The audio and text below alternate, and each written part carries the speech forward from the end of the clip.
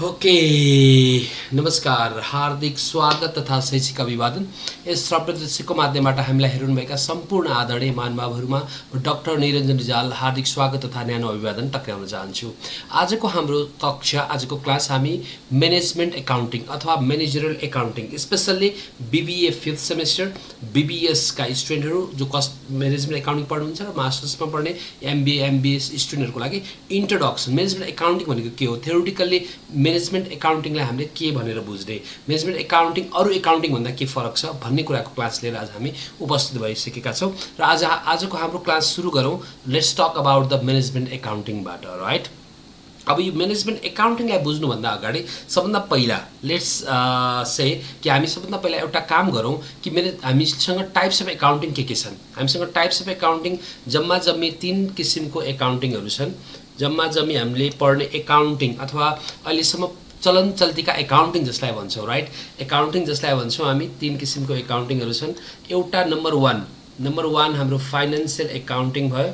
Number 1 के भयो, financial accounting भयो, FINANCIAL फाइनेन्सियल एकाउन्टिङ भयो, राइट। हामीले एउटा पढ्छौँ फाइनेन्सियल एकाउन्टिङ।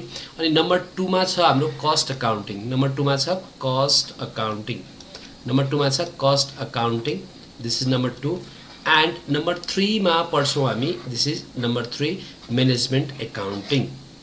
यसको मतलब हामीसँग एकाउन्टिङका 3वटा हाँगाबिगाहरू रहेछन्। अब यो 3टा हाँगाबिगाको रिलेसन के छ र म्यानेजमेन्ट एकाउन्टिङ चाहिँ स्पेसल्ली के हो त्यसको बारेमा आज हामी कुराकानी गर्न गइरहेका छौँ। र सबैभन्दा पहिला यसको म्यानेजमेन्ट एकाउन्टिङ, यो म्यानेजमेन्ट एकाउन्टिङ यो यङ एकाउन्ट हो। यो एकाउन्ट यङ एकाउन्ट हो र यो यङ एकाउन्ट किन पनि यङ एकाउन्ट हो भने तपाईँको एउटा लेटेस्ट कन्सेप्ट हो, नयाँ कन्सेप्ट हो।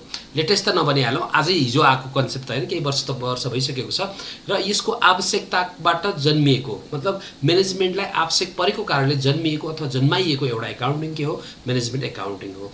यसको मतलब कसरी जन्मियो यो त्यो हिस्ट्रीतिर थोरै लागु, त्यसपछि हामीलाई म्यानेजमेन्ट एकाउन्टिङ पढ्नुको लागि सजिलो हुन्छ, राइट। सबैभन्दा पहिला हामीले फाइनेन्सियल एकाउन्टिङले हामीलाई आउटपुट के दिन्छ, वी प्रिपेयर फाइनेन्सियल स्टेटमेन्ट। यहाँबाट हामी तयार गर्छौँ फाइनेन्सियल स्टेटमेन्ट।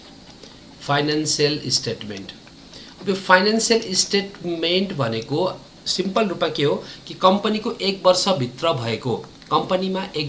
भएको के एक्सपेन्सेस भयो, एक वर्षभरिमा कति एक्सपेन्सेस भयो, 1 वर्षभरिमा कम्पनीको इन्कम कति छ र कम्पनीको त्यो वर्षभरिमा अथवा जुन एकाउन्टिङ इयर हुन्छ त्यो एकाउन्टिङ इयरमा कति एसेट्स छ र कति कम्पनीको के छ लायबिलिटी छ भन्ने कुराको जानकारी दिन्छ। This is the record keeping system. यो एउटा रेकर्ड किपिङ सिस्टम हो जुन चाहिँ एकदमै के छ कि इन्टर्नल र एक्सटर्नल रूपमा।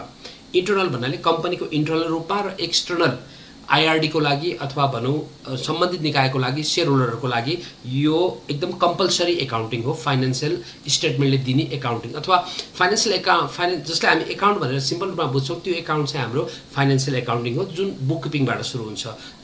बुक किपिङबाट र फाइनेन्सियल स्टेटमेन्टमा गएर त्यसको एन्डिङ हुन्छ। यसले कम्पनीको यथास्थिति अथवा कम्पनीको रियल फाइनेन्सियल अवस्था के छ त्यसको बारेमा जानकारी दिन्छ फाइनेन्सियल स्टेटमेन्टले। त्यो जानकारी प्राप्त हुन्छ हामीलाई फाइनेन्सियल स्टेटमेन्ट।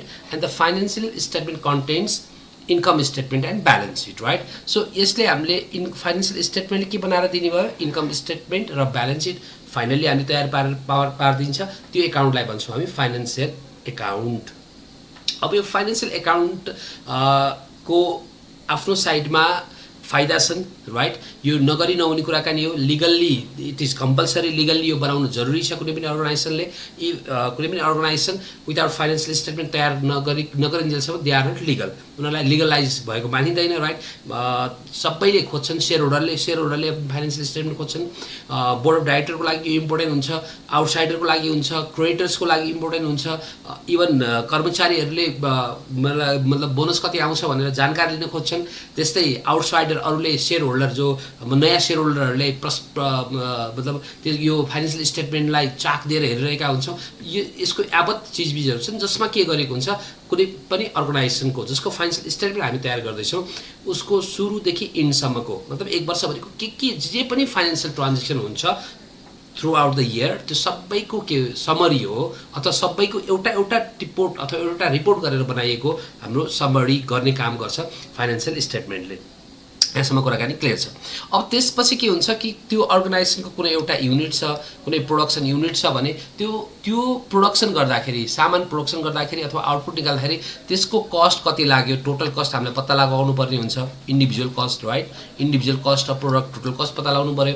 अब त्यसको हामीलाई कति लागत लाग्यो, कस्ट पर युनिट कति लाग्यो भन्ने लगायतका कुराकानीहरू सहित, कस्ट पर युनिट लगायत विभिन्न युनिटमा लाग्ने र विभिन्न डिपार्टमेन्टमा लाग्ने र विभिन्न आउटपुटमा लाग्ने कस्टको हामीलाई रेकर्ड राख्ने, इन्डिभिजुअली रेकर्ड राख्नु पर्यो भने त्यो काम हामी गर्छौँ कस्ट एकाउन्टिङबाट। त्यो काम गर्छौँ केबाट? कस्ट एकाउन्टिङबाट। र यहाँसम्म अब कुराकानी गरिरहँदाखेरि अब हाम्रो पालो आउँछ केको? म्यानेजमेन्टको एकाउन्टिङ। यो दुईटा एकाउन्टिङले मात्रै विभिन्न टाइममा जस्तै डिसिजन लिनुपर्ने भयो, हामीलाई कम्पनीलाई डिसिजन लिनुपर्ने भयो।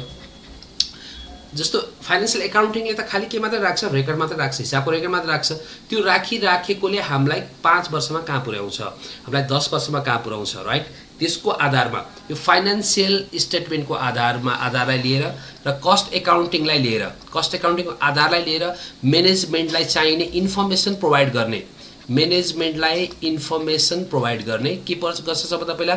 इन्फर्मेसन प्रोभाइड गर्ने र म्यानेजमेन्टलाई आवश्यक पर्ने डिसिजन लिनको लागि र फर्दर प्लानिङ गर्नको लागि र स्ट्राटेजी बनाउनको लागि डाटा अभाइलेबल गराउँछ फाइनेन्सियल एकाउन्टिङ र कस्ट एकाउन्टिङ बेसिक रूपमा।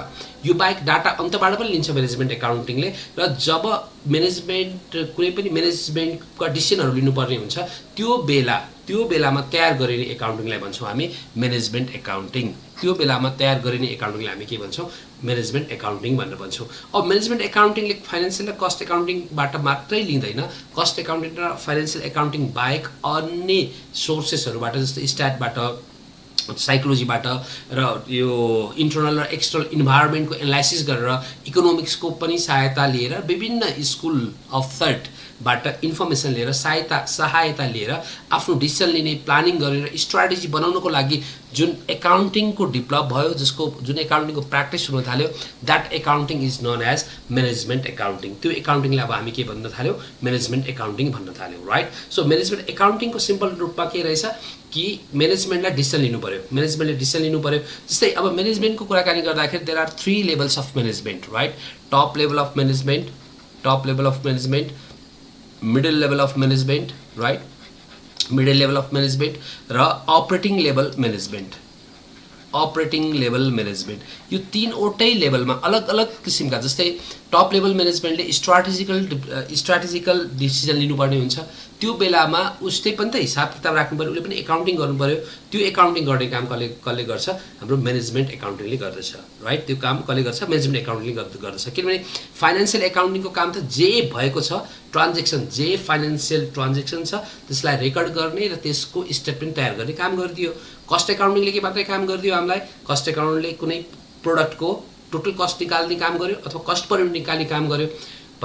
अब त्यो अर्गनाइजेसनमा केही कुराको डिसिजन लिनुपर्ने भयो, स्ट्राटेजी चेन्ज गर्नुपर्ने भयो। जस्तै डाइनामिक रूपमा चेन्ज भइराख्ने चिजहरू छन्। अहिले आजको युग भनेको लास्ट 25-30 वर्षदेखि यता यस्तो मतलब चेन्जहरू आइरहेका छन्। यो चेन्जले म्यानेजमेन्टलाई दुईटा चिज, अपर्च्युनिटी र थ्रेट दुईटै प्रोभाइड गरेको छ। त्यो दुईटै प्रोभाइड गर्ने क्रममा अब अर्गनाइजेसनलाई अगाडि बढाउनको लागि अब लिनुपर्ने स्टेपहरू, जुन हाम्रो बेसिक डाटा हामीले कहाँबाट लिन्छौँ? फाइनेन्सियल स्टेटमेन्टबाट लिन्छौँ अथवा फाइनेन्सियल एकाउन्टिङले दिन्छ हामीलाई।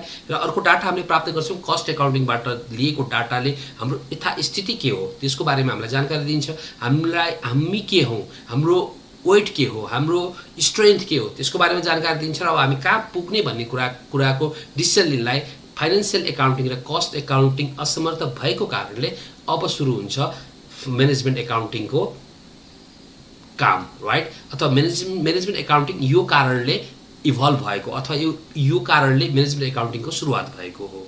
सो त्यसैले कुनै पनि म्यानेजमेन्टको कुनै पनि लेभलमा, टप लेभलमा होस् अथवा मिडल लेभल म्यानेजमेन्टमा होस् अथवा अपरेटिङ लेभल म्यानेजमेन्टमा होस्, त्यहाँ कुनै पनि कुराको डिसिजन लिनु पर्यो अथवा कुनै पनि कुराको क्याल्कुलेसन गर्नु पर्यो, कम्पनी कहाँ जाँदैछ अथवा कहाँ लग्ने भनेर डिसिजन गर्नु पर्यो भने त्यो बेलामा गर्ने एकाउन्टिङलाई हामी भन्छौँ म्यानेजमेन्ट एकाउन्टिङ, राइट? जस्तो यसमा डिसिजन मेकिङ, प्लानिङ गर्ने कुराहरू भयो, कुनै पनि प्रोडक्टको प्राइसिङ गर्ने कुराहरू भए, त्यसको प्राइसिङ कति राख्ने भन्ने कुराकानी भयो।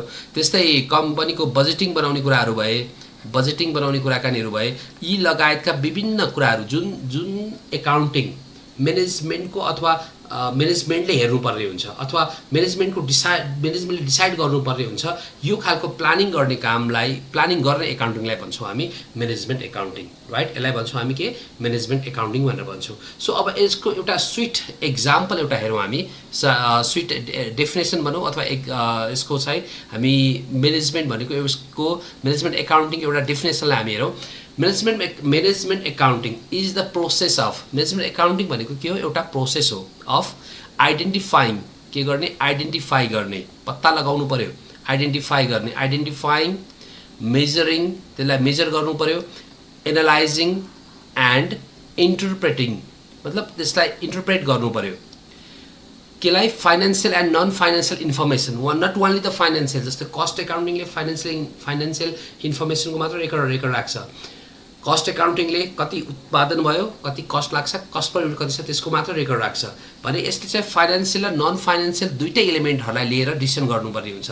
त्यो एकाउन्टिङ हाम्रो के को लागि गर्ने, टु सपोर्ट, के को लागि, टु सपोर्ट इन्टर्नल म्यानेजमेन्ट। खालि यसले कसलाई मात्रै काम गर्छ, इन्टर्नल म्यानेजमेन्टको लागि मात्रै काम गर्छ, एक्सटर्नलमा यसको केही पनि काम छैन। यो भित्रभित्र गर्ने, राइट, हामी घरभित्रबाटै गर्ने, कम्पनीको म्यानेजमेन्टले नै भित्र बसेर यो कसलाई देखाउनु पर्दैन, मतलब म्यानेजरल एकाउन्टिङ गरेको डाटा अथवा रेकर्ड कसलाई देखाउनु पर्दैन, यो सेक्रेटमा बनाउने स्ट्राटेजिक एकाउन्टिङ हो। के गर्छ यसले, केमा गर्छ, in planning, decision making, planning गर्नलाई decision making and controlling and organisationals. अब कुनै पनि अर्गनाइजेसनको त हुन्छ नि यहाँ गोल, अर्गनाइजेसनको गोल हुन्छ अथवा अब्जेक्टिभ हुन्छ, गोल हुन्छ अथवा अब्जेक्टिभ हुन्छ, यो सबै चिजबिजहरूलाई ह्यान्डल गर्नको लागि तयार गरिने एकाउन्टिङलाई हामी भन्छौँ म्यानेजमेन्ट एकाउन्टिङ, राइट। यो एकाउन्टिङलाई भन्छौँ हामी म्यानेजमेन्ट एकाउन्टिङ। सो कुनै पनि कम्पनीको अब्जेक्टिभ अथवा उद्देश्य प्राप्त गर्नको लागि, गोल प्राप्त गर्नको लागि कम्पनीमा भएका कस्ट एकाउन्टिङ र फाइनेन्सियल एकाउन्टिङ लगायत अन्य सोर्सेसबाट डाटा लिएर म्यानेजमेन्टले आफ्नो इन्टर्नल प्रयोजनको लागि कम्पनीको उद्देश्य प्राप्त हुने गरेर बनाउने कुनै पनि एकाउन्टिङ के को लागि, डिसिसन मेकिङ गर्नको लागि, प्लानिङ गर्नको लागि, कन्ट्रोलिङ गर्नको लागि अथवा स्ट्राटेजी बनाउनको लागि तयार पारिने एकाउन्टिङलाई हामी भन्छौँ म्यानेजमेन्ट एकाउन्टिङ, राइट। यसलाई भन्छौँ हामी म्यानेजमेन्ट एकाउन्टिङ, ओके।